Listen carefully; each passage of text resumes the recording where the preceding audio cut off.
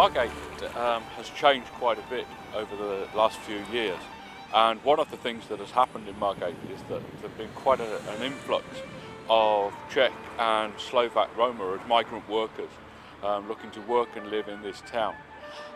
So there's quite a sizable Roma population. When people first arrive in this country, they're looking to work most often, and that means that they need help getting national insurance numbers. They may need help finding accommodation as well. Many of them will come with their children, so they're looking to find access to schools and things like that. And we try to put people in touch with the places they need to be. If necessary, then we offer some translation help for that. Hello, my name is Maria Karikova. I ring from Salvation Army Church. I ring behind one of my clients. He's not speaking English. We just needed the simple question. These are people who initially don't have enough grasp of English to attend an English-speaking church and really understand what's happening in it. So the reason for the Roma church here, or for the Armada Spasy, is that we believe that people need to access the gospel in a language that they can understand and something that is culturally relevant to them. Armada Spasy is in both Czech and in Slovak. It means literally Army of Salvation. It's the phrase that the Salvation Army uses. It's just the translation of the Salvation Army in both Czech and Slovak languages. A few years ago, me and my wife thought that Czech and Slovak Roma community needs to get to know God in this country, England. So we opened up the house group in our house, which has started a long time ago and now has grown into a church.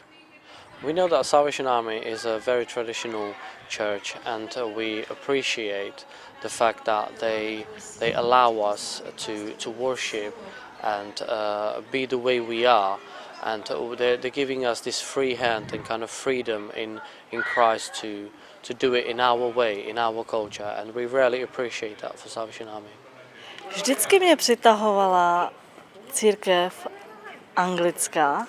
Mám ráda i anglické chvály, ale je to milost, že můžeme mít tady romskou církev, že rozumíme, protože v některých časech je to někdy těžké, že nerozumím anglicky.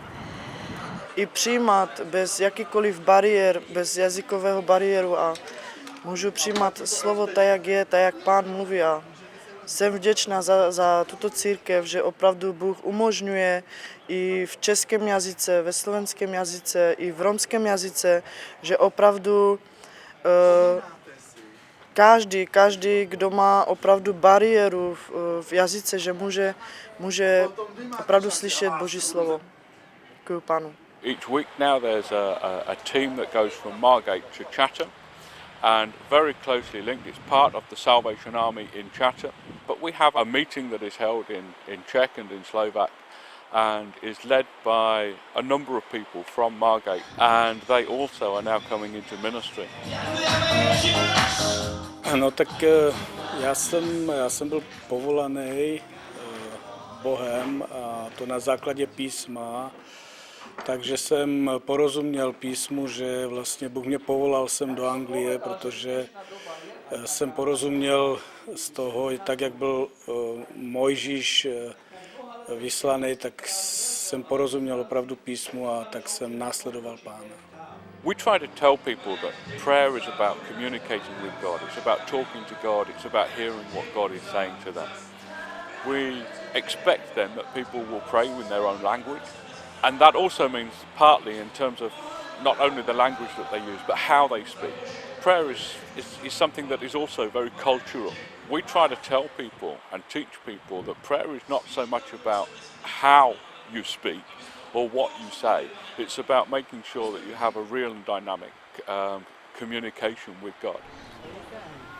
One of the things that happens is that people often come to England looking to improve their lives, and sometimes it's not everything that they expect. One of the great things that we see happening within the church is that people who've come looking for new life find Jesus, and they find new life in him.